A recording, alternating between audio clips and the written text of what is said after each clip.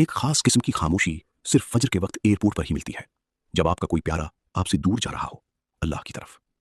मैंने उस सुबह अपने वालिद को वहां खड़े देखा और मुझे एहसास हुआ कि मैंने उन्हें पहले कभी हकीकत में देखा ही नहीं था। वो मर्तबान हमारी किचन की अलमारी पर उस वक्त से रखा था जब से मुझे याद है। हर जुमा बगैर किसी नागा के वो उसमें कुछ ना कुछ डालते। किसी हफ्ते वो रकम ज्यादा होती, ज्यादातर हफ्तों में वो ना होने के बराबर होती। लेकिन जिंदगी आपकी बचत छीन लेने का रास्ता निकाल ही लेती है। कभी अस्पताल, कभी कोई कर्ज, कभी हमारी स्कूल की फीसें, जिनकी अदायगी पर उन्होंने कभी शिकायत नहीं की। हर बार जब वो मर्तबान खाली होता, वो उसे धोकर दोबारा अलमारी पर रख देते और फिर से शुरुआत करते। 40 साल वो मर्तबान वहां 40 साल तक रहा।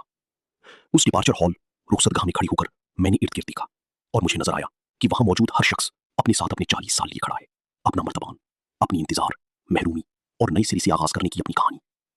और उस लम्हे में मुझे वो बात समझ आई जो मैं पहले कभी नहीं समझ पाया था। हज सिर्फ एक जगह का सफर नहीं है, ये सब की एक पूरी जिंदगी की मंजिल का नाम है। मेरे वालिद ने उस गेट की तरफ देखा और उनके चेहरे के तासुरात बदल गए, बिल्कुल उस शख्स की तरह जो अभी रवाना भी नहीं हुआ था मगर जैसे अपने घर पहुंच चुका हो। एक ऐसी दुआ है जिसे इमाम तबरानी ने रिवायत किया है, जो नबी करीम सल्लल्लाहु अलैहि वसल्लम ने हमें ठीक इसी लम्हे के लिए सिखाई है जब आपका कोई प्यारा हज के लिए रवाना हो रहा हो। जब अल्फाज उन जज्बात के लिए छोटे पड़ जाएं जो आपका दिल संभाले हुए है, इन अल्फाज को पढ़िए।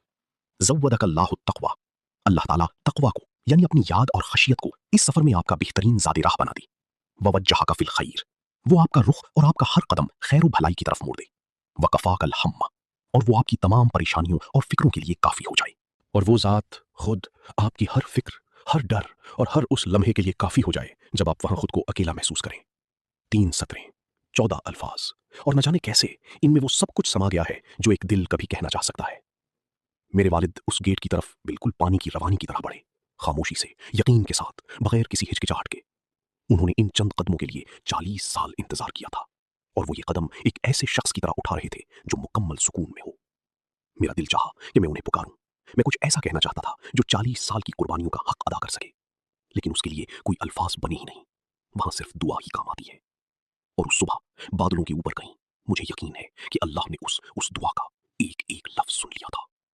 ज़व्वदकल्लाहु तक़वा ववज्जहका फिल खैर वकफ़ाकल हम।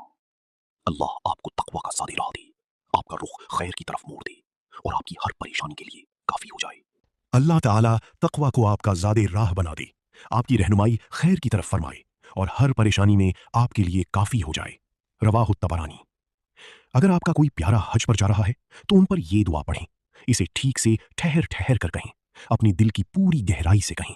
ये सुन्नत भी है और मोहब्बत भी, और ये दुआ उनके साथ सफर करेगी अल्लाह के घर तक की तमाम रास्ते में। इसे शेयर करें इससे पहले कि आप आगे बढ़ जाएं।